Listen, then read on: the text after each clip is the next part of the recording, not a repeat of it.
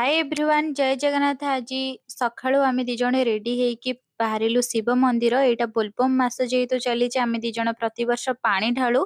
प्रथम सोमवार दिन तो पानी ढाल दो। एग्जाम पाई मोर जेहेतु लेट हो जाइतिला प्रथम सोमवार तो पानी ढाली पानथुलु। सेथिमे सेकंड सोमवार जाइकी आमे पहुंची जाइतिलु बांकुआଳ पाखरे थिबा शिव मंदिर। प्रायतः 3 वर्ष हम आम ये पानी ढालुचु आसिक दी जण जेहेतु आंकर ड्यूटी रही जाउची सेथिपय आमे बेसी दूर बाट जाई पारुनु पानी ढालिया पई। अरे लोकेशन बहुत ही बढ़िया पूरा जंगल मझिरे जेमती लागे। पूरा ए साइड रे देखंतु नदी अछि। नदी बहुत बड़ नदी। एठी बहुत सारा आछुचंदी पानी बुड़ेकी लिंगराज जीवा पई। हेले आमे तो लिंगराज जाई पारु। प्रायतः 3 वर्ष हम आम ये आसी पानी ढालु। आ प्रति वर्ष देखुची मंदिर रे किछि ना किछि नुआ नुआ जिंस बढ़ी। रूम को आसिकी चित्तौ पिठा रेसिपी वीडियो पई बनै देइथिली। तापरे आमे पळि आस्तुलु दी जण छात उपरकू।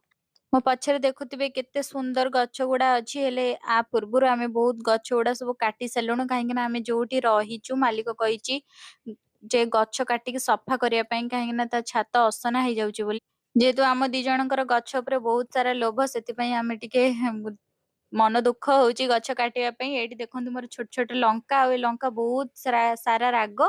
जेबेठु मु रहिलिनी ए गोटे लंका गछ अछि पुणी मरी जाउची। पुणी सीजन अनुसार ही लंका फळुची। पोई गछ मल्ली गछ केते सारा गछ आंको मु जेते थर कहूची जे गछ काट काट ये कहूची नाइन थाउ परे काटिबा नाइन थाउ परे काटिबा एमती कही आंको मन बहुत ही दुख हो।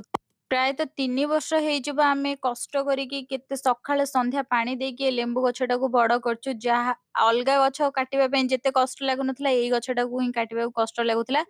କହି କହି ଇଏ ତ ପ୍ରାୟତଃ ତା ଡାଇ ଗୁଡା ସବୁ କାଟି ଦେଇଥିଲେ। ଲାଷ୍ଟ ଗଛଟାକୁ କାଟିବାକୁ ଯାଉଥିଲେ ପୁଣି କହିଲେ ନାଇଁ ସାଇଡ ଘର ଲୋକଙ୍କୁ ଦେଇଦବା ଗଛଟା ବଞ୍ଚିଯିବ। ହେଲେ ଏଇଠି ଭିଡିଓକୁ ଏଣ୍ଡ କରୁଛି। ଭିଡିଓ